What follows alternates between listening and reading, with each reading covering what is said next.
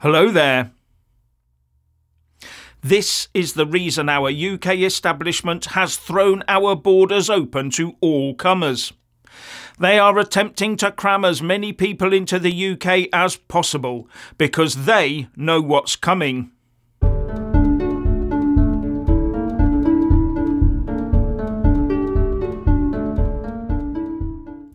Yes, the government wants as many people in the UK as possible, hence all the faffing about with the Rwanda plan that never gets off the ground, and also allowing the Home Office to splurge out visas from a fire hose. Bill Gates will be pleased, and I'll get into why in a minute. Because you may not be aware of this, but we are facing a total population collapse. Not tomorrow, but as the years unfold. And I don't mean just the UK, or just Europe, or just the developed world. I mean the entire planet. This will bring an ever-increasing shortage of young workers and will completely upend whole economies.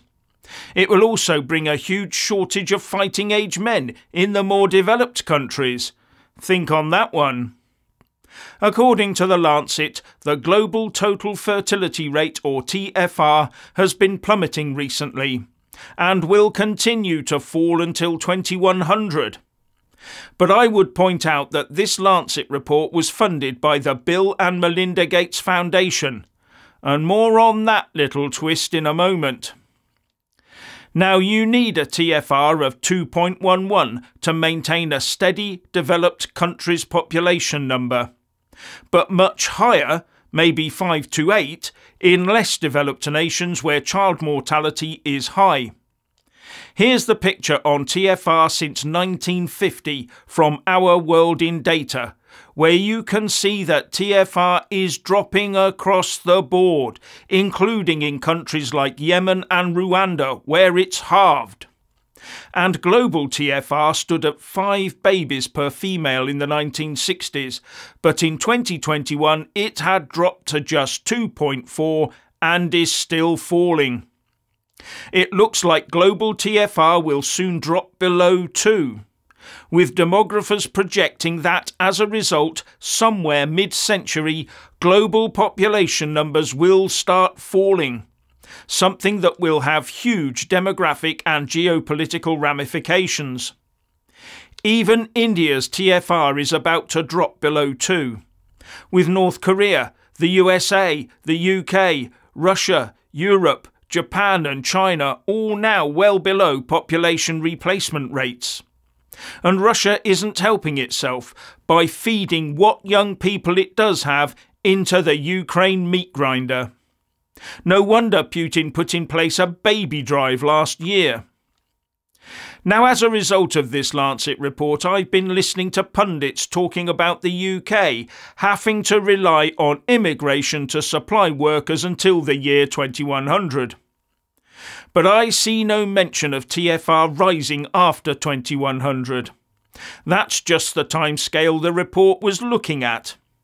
In fact, as far as I can make out, without changes to our lifestyles, this trend will continue, and we are not going to avoid basically wiping ourselves out. With one of the main drivers being a falling sperm count, a drop in male fertility. Leading environmental and reproductive epidemiologist and author of the book Countdown, Shana Swan, says we could be looking at reaching just about 0 sperm count by 2045. So this low TFR is not just a female-only issue. The Mirror reported last year that fertility nutritionist Raquel Monroy warns that sperm levels among men have more than halved in the last 50 years, and following current projections, sperm count is set to reach 0 in 2045, according to a leading scholar of reproductive health, Shana Swan. No sperm, no babies. Except from stored sperm and the few fertile men left. I see IVF becoming very popular. And this, it is claimed, is being caused by lifestyles, Western lifestyles, and the things we eat and drink, and what we wrap them in, and some of the pipes our tap water arrives from. But at the end of the day, from what I've read, some of which may be questionable, it would be possible to reverse this downward trend in male fertility, something that Shana Swan talks about. But is it as easy as wearing loose underwear, taking regular exercise, and not eating and drinking stuff with plastics ingested into them? I hope so, because the other option would be that it's irreversible, something that spells doom for mankind, outside of scientific intervention, which would probably also lead to a bad outcome anyway. Or maybe some recent intervention that Bill Gates favours has a hand in it. In short, that would be an extinction-level event. Now, as far as I can see, dealing with low sperm counts does not feature in the Lancet report funded by the Bill and Melinda Gates Foundation. No, this is what they conclude. Fertility rates have declined dramatically around the world since 1950 and will continue to decline in almost all countries and territories up to 2100. So it is, as far as this report is concerned, a done deal. Nothing can be done to reverse the falling TFR. The report goes on. While human civilization is converging on a sustained low fertility reality, comparatively high fertility rates in some low-income countries and territories will result in a clear demographic divide between a subset of low-income countries and the rest of the world. Low-income countries will have more young people.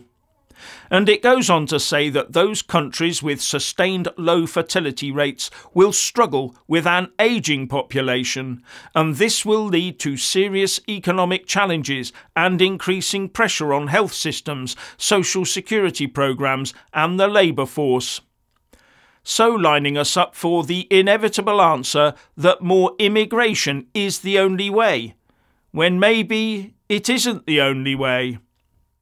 In the end, the report says that future trends in fertility rates and live births will propagate shifts in global population dynamics, driving changes to international relations and a geopolitical environment, and highlighting new challenges in migration and global aid networks.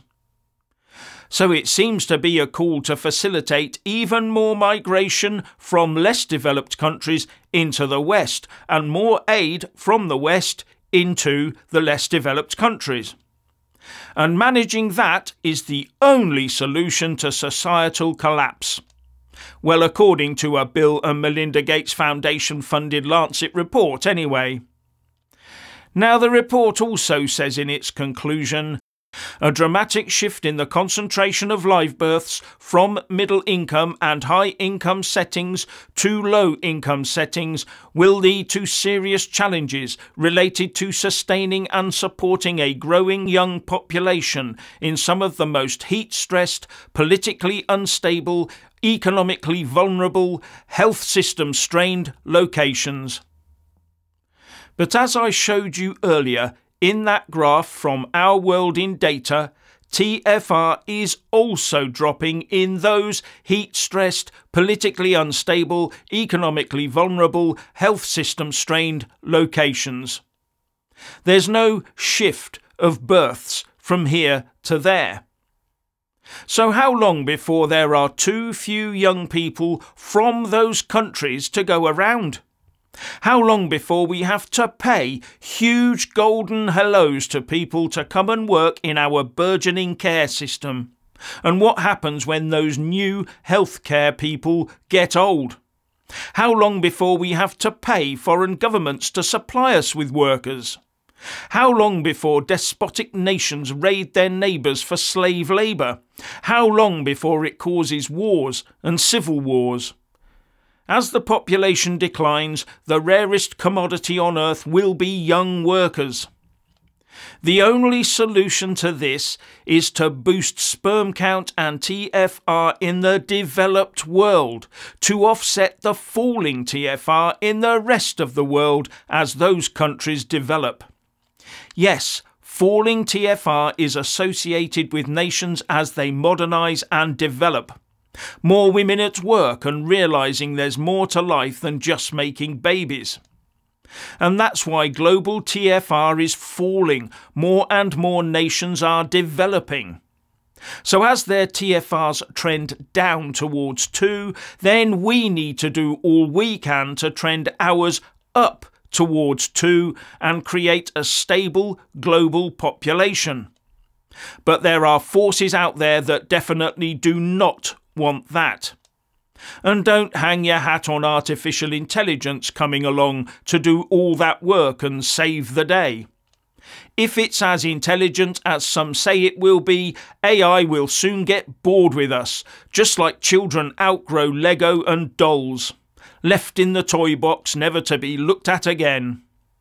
The real problem we have is that as nations develop, it seems to lead to too little time and too little money to bring up families.